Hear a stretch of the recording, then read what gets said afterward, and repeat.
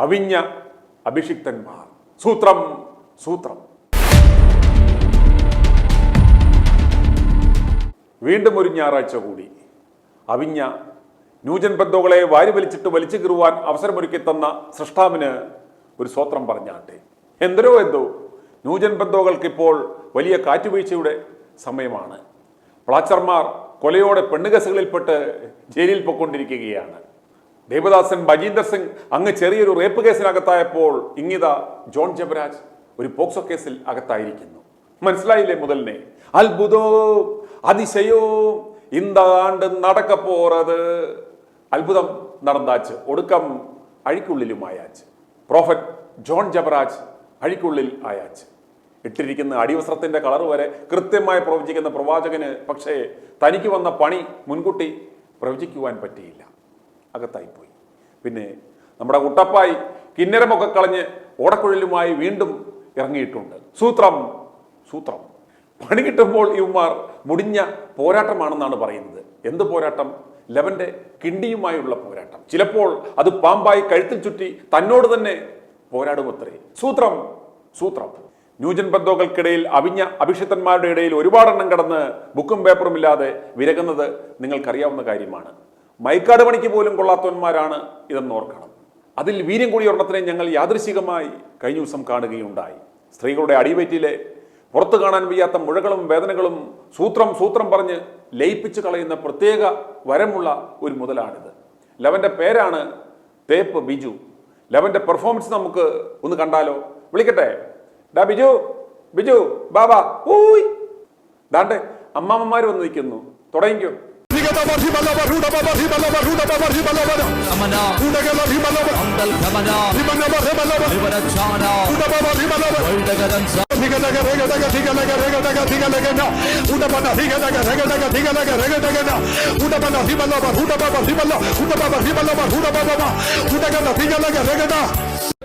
മട്ടാഞ്ചേരിയിലെ സകല മുസ്ലിങ്ങളും ബോട്ടും ഷിപ്പും അല്ലെങ്കിൽ ഫിഷിംഗ് ബോട്ടൊക്കെ ഉള്ളവരാ. അവരുടെ എല്ലാ ഫിഷിംഗ് ബോട്ടും മട്ടാഞ്ചേരി പ്രാർത്ഥിച്ചിറക്കുന്നത് കൃപയാ. ഞാനാ ഫ്രിഡ്ജിനകത്ത് ചെമ്മീനും മീനും നെയ്മീനും വെക്കാൻ സ്ഥലമില്ലച്ചാ. കാരണം ബോട്ട് മുഴുവൻ പ്രാർത്ഥിക്കുന്ന ഞാനാ. പോയി കിട്ടി ആദ്യം മീൻ കൊണ്ടുവന്ന് നിറയുന്നത് എന്റെ ഫ്രിഡ്ജിനകത്താ. ദൂത് മനസ്സിലായില്ലേ?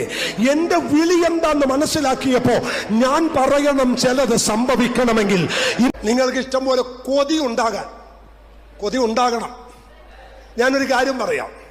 ഞാൻ ഈ കഴിഞ്ഞ ദിവസം ഒരു മീറ്റിംഗ് പോയി 1500-ലധികം പേരുണ്ട്. ആ മീറ്റിംഗിൽ കൃപയാൽ എനിക്ക് ഇതുപോലെ മുന്നിലിരിക്കാൻ ഒരു അവസരം കിട്ടി. ആ ദൈവദാസം പ്രസംഗിച്ചുകൊണ്ടിരിക്കുമ്പോ, സിമ്പിളായിട്ട് വചനം പ്രസംഗിച്ചുകൊണ്ടിരിക്കുമ്പോ ഒരമ്മ 12 വയസ്സുള്ള, ജനിച്ചിട്ട് ഇന്ന് വരെ കണ്ണില്ലാത്ത, കൺതടമില്ലാത്ത, കൺപോളയില്ലാത്ത ഒരു കുഞ്ഞിനെയും കൊണ്ട് അമ്മ നേരെ കയറി വന്നിട്ട് പാസ്റ്ററോട് പറഞ്ഞു, പാസ്റ്റർ പ്രസംഗിച്ചില്ലേ വേദപുസ്തകത്തിൽ കുരുട്ട് കണ്ണ് തുറക്കുമെന്ന്? ജനിച്ചിട്ട് ഇന്ന് വരെ കണ്ണ് കണ്ടിട്ടില്ല, കൺപോളയില്ല, കൺതടമില്ല, ദശ കൊണ്ട് മൂടിയിരിക്കുന്നു. പാസ് പ്രസംഗിച്ച ദൈവം ജീവനിട്ടെങ്കിൽ അങ്ങൊന്ന് ഉയർപ്പിക്ക. പാസ് ചിരിച്ചുകൊണ്ട് പറഞ്ഞു, എന്റെ യേശു മരിച്ചിട്ടില്ല ആന്റി, എന്റെ യേശു മരിച്ചിട്ടില്ല. ഞാന് കേരളത്തിന്റെ കണ്ണോടെ ഇരിക്കുക. ആമേൻ. ഇവിടെ ഒന്നുമല്ല, യൂറോപ്പിൽ ഒരു മീറ്റിംഗിൽ വെച്ച ആ മീറ്റിംഗിൽ ഞാനും ഉണ്ട്. ആമേൻ. ഈ ദൈവദാസൻ പതുക്കെ ഈ ആന്റിയെ മുന്നോട്ട് വിളിച്ച കൊച്ചിനെ മുന്നോട്ട് വിളിച്ചിട്ട് അവനങ്ങ് കെട്ടിപ്പിടിച്ചു. മൈക്കൊരുത്തുന്ന കൈ കൊടുത്തു. 2 കൈയും ആ കൺതടത്തിൽ വെച്ചിട്ട് ഇങ്ങനെ പറഞ്ഞു, യേശുപ്പച്ച അങ്ങയുടെ വചനം പറയുന്നു കുരുട്ട് കണ്ണ് തുറക്കുമെന്ന്. ഞാനും വിളിച്ചു പറയുന്നു കുരുട്ട് കണ്ണ് തുറക്കുമെന്ന്. ഇത് പറഞ്ഞുകൊണ്ടിരിക്കുമ്പോ ഇവനങ്ങ് നിലത്തങ്ങ് സ്പ്രിങ് പോലെ ചാടാൻ തുടങ്ങി. ചാടി അവന് എന്താന്നറിയില്ല. ഈ പാസ് കൈയെടുത്തപ്പോ ഒരു കാഴ്ച ഞങ്ങൾ കണ്ടു. ഇവൻ അമ്മയെ കയറി അങ്ങ് കെട്ടി അങ്ങ് പിടിച്ചു. ഇവൻ ഉറക്കെ പറഞ്ഞു, അമ്മ എനിക്കിപ്പൊ കണ്ണ് കാണാ. കൺപോള ഇല്ലാത്തടത്ത്, കണ്ടടമില്ലാത്തടത്ത് കൺപോള ഉളവായി വന്നു. ആമേൻ. ഒരു ഹല്ലേലൂയ പറ. ആമേൻ. അഭിഷിക്തനെ, ഞാനിത് പറയാൻ കാര്യം എന്താണെന്നറിയോ? ഞാൻ ആ മീറ്റിംഗ് കൂടാൻ പോയതാ. ഞാൻ കഴിഞ്ഞ ദിവസം പറഞ്ഞു, ആ മീറ്റിംഗിൽ ഏറ്റവും പുറകിൽ 1500 പേരുടെ ഏറ്റവും പുറകിൽ ഞാൻ ആ മീറ്റിംഗിൽ ഇരിക്കുക. ഈ ദൈവദാസൻ പ്രസംഗിക്കുന്ന സമയത്ത് കേരളത്തിൽ നിന്ന് ഒരു വ്യക്തിയായി ഞാൻ എന്റെ ബാക്കിൽ ഇരിക്കുമ്പോൾ ഞാൻ ദൈവത്തോട് പറഞ്ഞു, ദൈവമേ, കേരളക്കരയിൽ ഇതുപോലെ അഭിഷേകമുള്ള ഒരുവനെ വേണം കർത്താവേ, അങ്ങയ്ക്ക് ഹിതമെങ്കിൽ എന്നെ ഒന്ന് തൊടണം. ഞാൻ ഇങ്ങനെ പറഞ്ഞു, ആ മനുഷ്യൻ സേവിക്കുന്ന ദൈവവും എന്റെ ദൈവവും ഒരപ്പനാണ്. ഏലിയാവിന്റെ ദൈവം തന്നെയാ എന്റെ ദൈവം. ഒരല്ലല്ലോ എന്ന് പറ. ഞാൻ കർത്താവേ, ആ മനുഷ്യനെ വ്യാപരിക്കുന്നത് പരിശുദ്ധാത്മാവാണെങ്കിൽ ഈ 1500 പേരുടെ പുറകിലിരിക്കുന്ന എന്നെ വിളിച്ച് ആ മനുഷ്യൻ പ്രാർത്ഥിക്കണം. എന്റെ അടുത്തുള്ള പാസ്റ്റോട് ഞാൻ പറഞ്ഞു, പാസ്റ്റർ നിങ്ങൾ കണ്ടോ, ആ ദൈവദാസൻ ഇപ്പൊ എന്നെ മുന്നോട്ട് വിളിക്കും.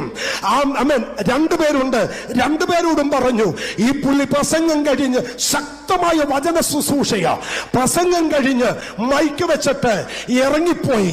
പോയപ്പോൾ എന്റെ കൂടെ ഇരുന്ന ദൈവദാസൻ പറഞ്ഞു, പാസ്റ്റല്ലേ പറഞ്ഞത്, പുള്ളി പാസ്റ്ററിനെ മുന്നോട്ട് വിളിക്കുമെന്ന്. ദാ പോകുന്നു.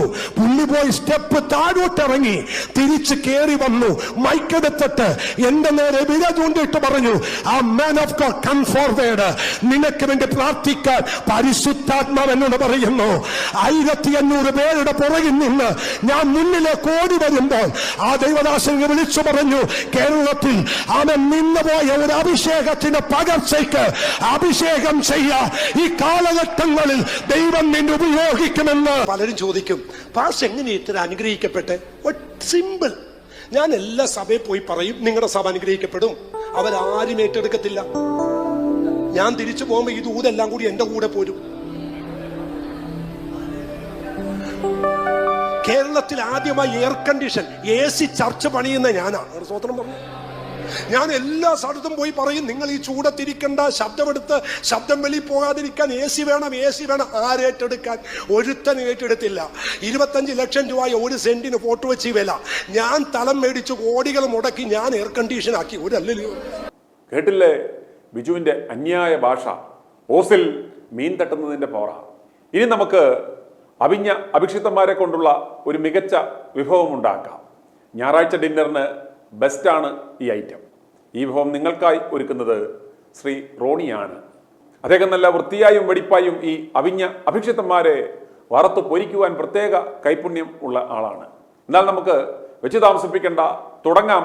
ചൂടോടെ ആസ്വദിച്ചാട്ടെ. ഞാൻ ഈ പറയുന്ന കാര്യങ്ങൾ പെന്തക്കോസ്ത് വിഭാഗത്തിൽപ്പെടുന്ന ഏകദേശം 30% വരുന്ന നല്ലവരായ പെന്തക്കോസ്ത് വിശ്വാസികളെ പറ്റിയല്ല, ബാക്കി വരുന്ന ഏകദേശം 70% വരുന്ന തലച്ചോറ് പണയം വെച്ച അടിമ വിശ്വാസികളെയും പാസ്റ്റർമാരുടെ വേഷം കെട്ടി നടക്കുന്ന കള്ളന്മാരെയും കുറിച്ചാണ്. ഇത് കേൾക്കുമ്പോൾ ചിലർക്ക് തോന്നാം ഏതോ പാതിരിമാരെ സപ്പോർട്ട് ചെയ്യാൻ വേണ്ടി ഞാൻ പറയുന്നതാണ് എന്ന്. എങ്കിൽ അതൊരു തോന്നൽ മാത്രമാണ്. കാരണം എന്നെ സംബന്ധിച്ച് ദൈവത്തെ കളിപ്പിച്ച് മനുഷ്യരെ പറ്റിച്ച് ജീവിക്കുന്ന പാസ്റ്റർ ആയാലും പാതിരി ആയാലും ഒരുപോലെയേ ഉള്ളൂ. ഞാനൊരു പാസ്റ്ററോ പാതിരിയോ അല്ല. എനിക്ക് ഫാൻസിൻ്റെയോ ഫോളോവേഴ്സിൻ്റെയോ ആവശ്യവുമില്ല. ഒരു പബ്ലിസിറ്റിയും എനിക്ക് ആവശ്യമില്ല. നിങ്ങൾ പിന്തുടരേണ്ടത് എന്നെയല്ല, വചനത്തിൻ്റെ അടിസ്ഥാനത്തിൽ ക്രിസ്തുവിനെയാണ്. അടിസ്ഥാനരഹിതമായുള്ള ഒരു കാര്യവും ഞാൻ പൊതുസമൂഹത്തിന് മുമ്പിൽ അവതരിപ്പിച്ചിട്ടില്ല. ഞാൻ പറയുന്ന കാര്യങ്ങൾ വചനത്തിൻ്റെ അടിസ്ഥാനത്തിൽ ശരിയാണോ എന്നുള്ളത് നിങ്ങൾ പരിശോധിക്കുക. കത്തോലിക്ക സഭയിൽ വിശുദ്ധന്മാരുണ്ടായി വരുന്നത് പോലെയാണ് പെന്തക്കോസ്ത് സഭയിൽ അഭിഷിക്തന്മാരുണ്ടായി വരുന്നത്. വിശുദ്ധ തിരുവചനത്തിൻ്റെ അടിസ്ഥാനത്തിൽ ഏക മധ്യസ്ഥനേ ഉള്ളൂ, അത് കർത്താവായ യേശു ക്രിസ്തു മാത്രമാണ്. പക്ഷെ ഇപ്പോൾ പെന്തക്കോസ്ത് സഭയിൽ അഭിഷിക്തന്മാരോട് പ്രാർത്ഥിച്ചെങ്കിൽ മാത്രമേ അത്ഭുതം നടക്കൂ. യേശുവിനെക്കാട്ടിലും പ്രാധാന്യം അഭിഷിക്തന്മാർക്കാണ്. പണ്ടൊക്കെ പെന്തക്കോസ്ത് പാസ്റ്റർമാർ പറയുന്നിടത്ത് ഒരു സത്യസന്ധതയും ആത്മാർത്ഥതയും ഉണ്ടായിരുന്നു. തള്ളൽ പരിപാടി ഇല്ലായിരുന്നു. ഇന്ന് ആ സ്ഥാനം കൈയടക്കിയിരിക്കുന്നത് കുറെ ന്യൂജൻ പാസ്റ്റർമാരാണ്. വാ തുറന്നാൽ മറ്റുള്ളവരെ കൊള്ളയടിക്കാനുള്ള കള്ളത്തരങ്ങൾ, തള്ളുകൾ ഇവ മാത്രമേ വായിൽ നിന്ന് വരികയുള്ളൂ. ശ്രദ്ധാപൂർവം നാം ഇവരെ വീക്ഷിച്ച വെറും ഭക്തി അഭിനയിച്ച് നടക്കുന്ന ജഡീകന്മാർ എന്ന് പറയേണ്ടി വരും. അതുകൊണ്ട് ഇതുപോലെ തള്ളുന്ന തള്ളന്മാർ, കളവ് പറയുന്ന കള്ളന്മാർ, പീഡിപ്പിക്കുന്ന പീഡകന്മാർ, ഇതുപോലെയുള്ള കുറെ എണ്ണത്തെ പെന്തക്കോസ്ത് ശാഖകളിലും ഉപശാഖകളിലും നമ്മൾക്കിപ്പോൾ കാണാൻ പറ്റുന്നത്. ഇന്ന് ക്രിസ്ത്യൻ സമൂഹത്തിൽ ഭൗതിക നന്മകൾക്ക് വേണ്ടി ഉപവസിച്ച് പ്രാർത്ഥിക്കുന്നവരുടെ എണ്ണം കൂടുതലാണ്. ഭൗതിക നന്മകൾക്ക് വേണ്ടി ഉപവസിച്ച് പ്രാർത്ഥിക്കണമെന്ന് ബൈബിളിൽ ഒരു പഠിപ്പീരില്ല. എങ്കിലും ഏറ്റവും കൂടുതൽ ഉപവാസം പ്രഖ്യാപിച്ച് ഉപവാസം എടുക്കുന്നവർ, ധാരാളം ഉപവാസ പ്രാർത്ഥനകൾ നടത്തുന്നവരുമായിട്ടുള്ള ഒരു വിഭാഗം തന്നെയാണ് പെന്തക്കോസ്ത്. നല്ല കാര്യം, നടക്കട്ടെ, വിരോധമില്ല. പക്ഷേ എനിക്ക് നിങ്ങളോട് പറയാനുള്ളത്, മിനിമം ഒരു ഉപവാസ പ്രാർത്ഥന നിങ്ങൾ നടത്തുമ്പോൾ അതിൽ പ്രസംഗിക്കാൻ വിളിക്കുന്നവൻ കുറഞ്ഞത് സത്യസന്ധതയുള്ളവനായിരിക്കണം. വെറുതെ നട്ടാൽ കിളുക്കാത്ത നുണകൾ പറഞ്ഞ് അടിമ വിശ്വാസികളുടെ കാശ് വിട്ടിങ്ങി കൊണ്ടുപോകാനുള്ള കള്ള പാസ്റ്റർമാരെ ദയവ് ചെയ്ത് നിങ്ങൾ ഒഴിവാക്കണം. ഒരു ഉപവാസ പ്രാർത്ഥനയ്ക്ക് ഒരു പാസ്റ്റർ വന്ന് നടത്തിയ തള്ളുകളാണ് ഈ വീഡിയോയുടെ ആദ്യം നിങ്ങൾ കണ്ടത്. തള്ളുകൾ മാത്രമല്ല, വലിയ നുണകൾ പറഞ്ഞാണ് ആൾക്കാരെ വഞ്ചിക്കുന്നത്. ഒരാഴ്ച മുമ്പാണ് എനിക്കറിയാവുന്ന എൻ്റെ ഒരു സുഹൃത്ത്, അദ്ദേഹം ഒരു പെന്തക്കോസ്ത് വിഭാഗത്തിൽപ്പെടുന്ന ഒരാളാണ്, ഒരു പോസ്റ്റ് ഷെയർ ചെയ്തിരിക്കുന്നത് എൻ്റെ ശ്രദ്ധയിൽപ്പെട്ടത്. ആ വീഡിയോയുടെ ടൈറ്റിലിൽ ഇങ്ങനെ പറഞ്ഞിരിക്കുന്നു: ഈ അത്ഭുതം നിങ്ങൾ കാണാതെ പോകരുത്, ദൈവം ഇന്നും അത്ഭുതം പ്രവർത്തിക്കുന്നു. പാസ്റ്റർ ബിജുവിൻ്റെ അത്ഭുത രോഗശാന്തിയും സാക്ഷ്യവും എന്നതായിരുന്നു ആ ടൈറ്റിൽ. അപ്പോഴാണ് ഞാൻ ആദ്യമായിട്ട് അറിയുന്നത് പെന്തക്കോസ്ത് വിഭാഗത്തിൽ ബിജു എന്നൊരു അവതാരം ഇറങ്ങിയിട്ടുണ്ട് എന്നുള്ളത്. ഞാൻ ഈ അത്ഭുത രോഗശാന്തി വീഡിയോ കാണാൻ മറ്റൊരു കാരണം കൂടിയുണ്ട്. അതിൻ്റെ കാരണം ഈ വീഡിയോയുടെ തൊട്ട് താഴെ വന്നിരിക്കുന്ന ഒരു കമൻ്റ് ആയിരുന്നു.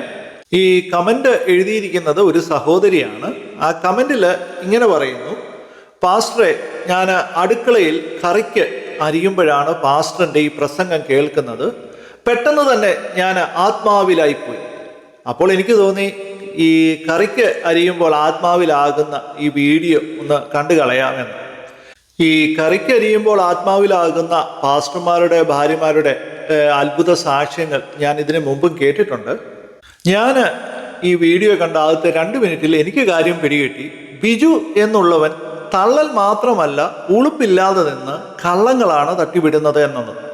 ഞാൻ ഈ അവതാരത്തെ കൂടുതൽ മനസ്സിലാക്കുവാനായിട്ട് ഈ തള്ളുബിജുവിൻ്റെ മറ്റ് ചില പ്രസംഗ വീഡിയോകൾ കൂടി കാണുവാനിടയായി. എല്ലാം ഒരേ അച്ചിലിട്ട വാർത്ത പോലെയാണ്.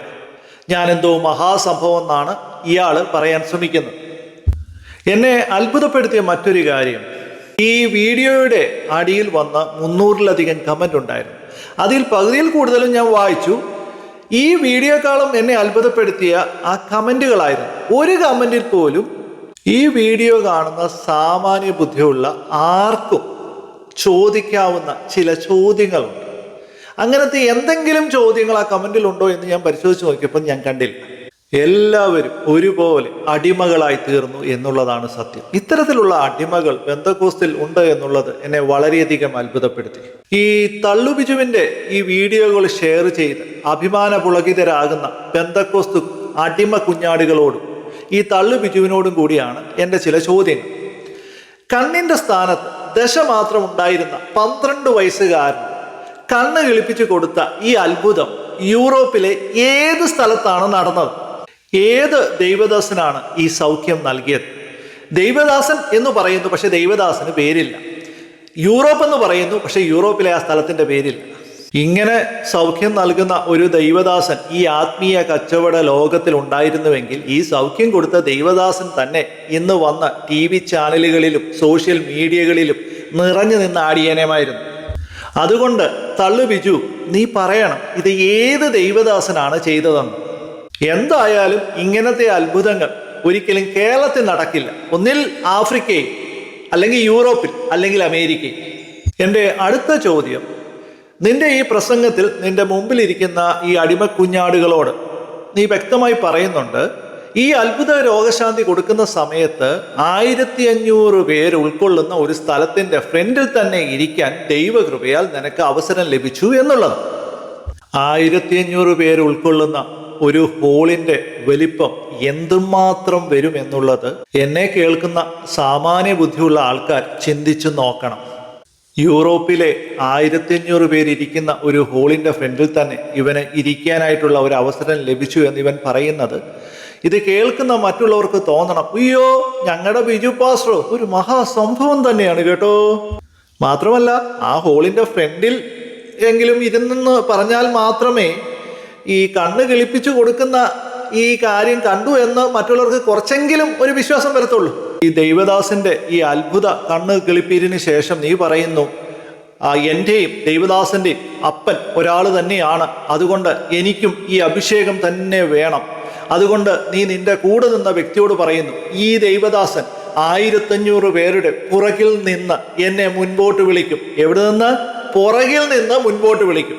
അങ്ങനെ കുറച്ച് സമയം കഴിഞ്ഞ് ഈ ദൈവദാസൻ കൃത്യമായിട്ട് 1500 പേര് നിൽക്കുന്ന ആ വലിയ കൂട്ടത്തിന്റെ ഏറ്റവും പുറകിൽ നിൽക്കുന്ന നിന്നെ കൃത്യമായിട്ട് മുന്നോട്ട് വിളിച്ചു എന്നാണ് നീ ഈ പ്രസംഗത്തിലൂടെ പറയുന്നത്.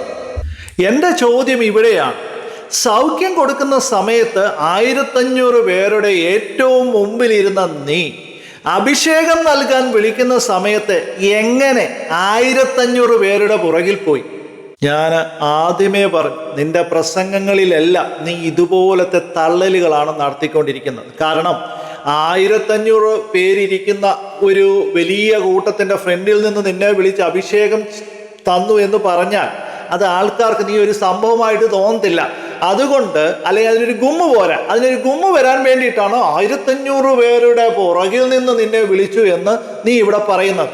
അല്ലെങ്കിൽ നീ തള്ളു ബിജു ആയിരിക്കില്ല, കുമ്പിടി ബിജു ആയിരിക്കും. കാരണം ഒരേ സമയത്ത് 1500 പേരുടെ മുമ്പിലും അതേ സമയത്ത് തന്നെ 1500 പേരുടെ പുറകിലും പ്രത്യക്ഷപ്പെടാനായിട്ട്. ഞാൻ വിശ്വസിക്കുന്നത് കേരളത്തിലെ ആദ്യത്തെ കൂട്ടികൾ മുടക്കിയുള്ള എയർ കണ്ടീഷൻ ചർച്ചായ ഈ ബിജുവിൻ്റെ തള്ളു ചർച്ചിൽ അടിമക്കുഞ്ഞാടുകൾ നിന്നാണ് പ്രാർത്ഥിക്കുന്നത് എന്നുള്ളത്. കാരണം തള്ളു ബിജു തള്ളി ഉള്ള കസേരകളും ബെഞ്ചുകളും തള്ളി മറിച്ചിട്ടാൽ അടിമക്കുഞ്ഞാടുകൾക്ക് നിന്നല്ലേ പ്രാർത്ഥിക്കാൻ പറ്റത്തുള്ളൂ.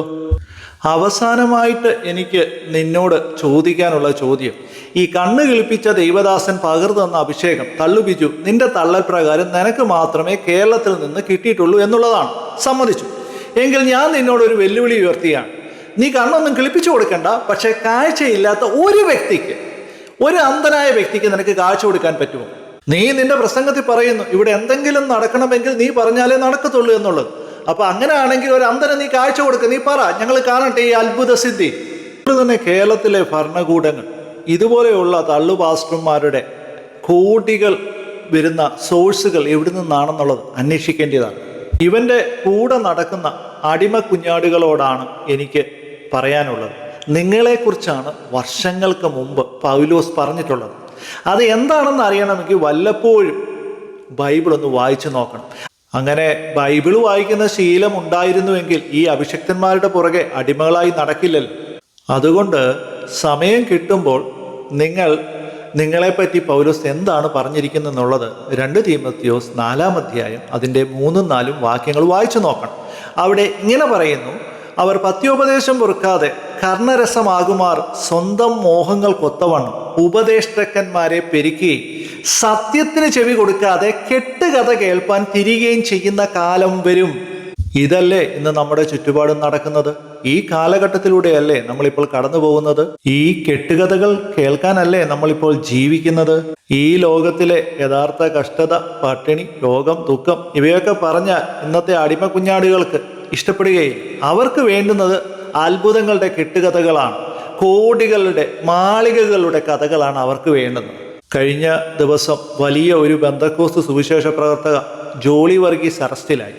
വിദേശ രാജ്യത്ത് കൊണ്ടുപോകാം എന്ന് പറഞ്ഞ് ലക്ഷക്കണക്കിന് രൂപ ആൾക്കാരെ പറ്റിച്ചതിനാണ് ഈ ജോളി വർഗീസിനെ പോലീസ് അറസ്റ്റ് ചെയ്തത്. ജോളി വർഗീസിനെ വിദേശ രാജ്യത്ത് കൊണ്ടുപോയി പ്രസംഗിപ്പിച്ച ബന്ധക്കോസുകാരും ജോളി വർഗീസിന്റെ വീഡിയോ ഷെയർ ചെയ്ത ബന്ധക്കോസുകാരും ജോളി വർഗീസിനെ പോലീസ് അറസ്റ്റ് ചെയ്ത വീഡിയോ ഷെയർ ചെയ്ത് കണ്ടില്ല. ജോളി വർഗീസിന്റെ കൂടെ നിന്ന 2 പാസ്റ്റർമാരും ഇപ്പോൾ ഒളിവിലാണ്. അതുപോലെ തന്നെ ബന്ധക്കോസുകാർ തലയിൽ വെച്ചുകൊണ്ട് നടന്ന ഒരു പഞ്ചാബി പാസ്റ്ററുണ്ട്, ഭജേന്ദ്ര സിംഗ്. റേപ്പിസ്റ്റും ഗുണ്ടയുമായ ഇവനെ പഞ്ചാബിൽ 12 വർഷത്തേക്കാണ് ഇപ്പോൾ ശിക്ഷിച്ചിരിക്കുന്നത്.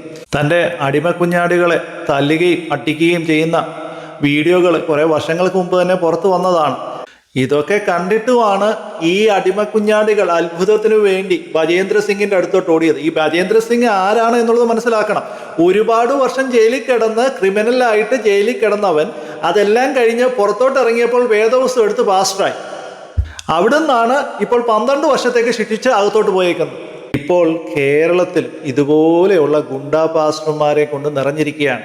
അവരുടെ പുറകെ ഇറങ്ങാനാണ് ഈ പെണ്ണുങ്ങളും ആണുങ്ങളും ഇപ്പോൾ ഓടിക്കൊണ്ടിരിക്കുന്നത്. അടൂര് ഒരു കള്ളപ്രവാചകനുണ്ട്, ടിജോ തോമസ്. അവൻ്റെ ഉറ്റ സുഹൃത്താണ് ജോൺ ജബരാജ് എന്ന് പറഞ്ഞ ഒരു തമിഴ്നാടൻ പാസ്റ്റർ. ഇപ്പോൾ അവൻ പോക്സോ കേസിൽ അറസ്റ്റിലായി. കൂടെ ജോൺ ജബരാജിന്റെ ഭാര്യ സഹോദരനും അകത്തു പോയിട്ടുണ്ട്.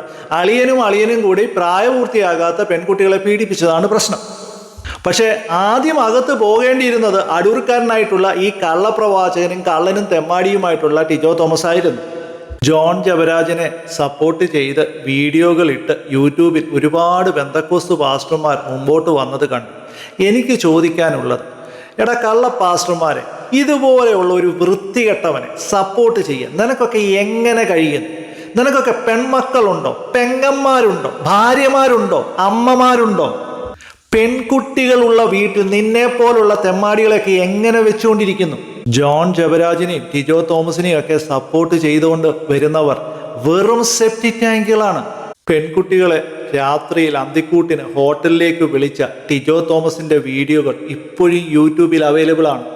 ഈ തെമ്മാടിയുടെ അടുത്തേക്കാണ് കുറെ അമ്മമാർ തൻ്റെ പെൺമക്കളെയും വിളിച്ചുകൊണ്ട് പ്രവചിക്കാനായിട്ട് അല്ലെങ്കിൽ പ്രവചനം കേൾക്കാൻ ഓടുന്നത്. അതുപോലെ തന്നെയാണ് ഇപ്പോൾ ഇറങ്ങിയിരിക്കുന്ന ഒരു ഗുണ്ടാ പ്രവാചകൻ അങ്ങ് ചെങ്ങന്നൂരിൽ നിന്ന് മൈക്കെടുത്ത് എറിഞ്ഞ് അഭിഷേകം കൊടുക്കുന്നവൻ അല്ലെങ്കിൽ അനുഗ്രഹം കൊടുക്കുന്നവൻ. ഇവന്റെ അടുത്തേക്കാണ് തുണിയും പൊക്കി പിടിച്ച് പെണ്ണുങ്ങളൊക്കെ ഓടിക്കൊണ്ടിരിക്കുന്നത്. ഇവനെയൊക്കെ പിടിച്ച് ജയിലിൽ ഇടേണ്ട സമയം എപ്പോഴോ അതിക്രമിച്ചിരിക്കുകയാണ്. അവസാനമായിട്ട് പറയുകയാണ്, ഇതുപോലെയുള്ള മാലിന്യങ്ങളെ അഭിഷക്തന്മാർ എന്ന് പറഞ്ഞ് എടുത്തുകൊണ്ട് ചുമന്നുകൊണ്ട് നടക്കുന്ന ബന്ധക്കോസ്ത് സമൂഹമേ, നിങ്ങൾ ലജ്ജിക്കേണ്ടതാണ്. ഇത്രയധികം ബന്ധക്കോസ്ത് സമൂഹം അധപ്പതിച്ചു പോയത് കാണുമ്പോൾ വലിയ ദുഃഖം തോന്നുന്നു. ഈ അത്താഴം നിങ്ങൾക്ക് നന്നേ ബോധിച്ചു എന്ന് കരുതട്ടെ. ദീനക്കേടൊന്നും ഉണ്ടായില്ലെങ്കിൽ അടുത്ത വിഭവമായി ഞങ്ങൾ അടുത്ത ആഴ്ച ഇതേ സമയം വരുന്നതാണ്. അപ്പോൾ ഗുഡ് നൈറ്റ്. ഉറക്കം വരുന്നില്ലെന്നോ? ബിജു ബിജു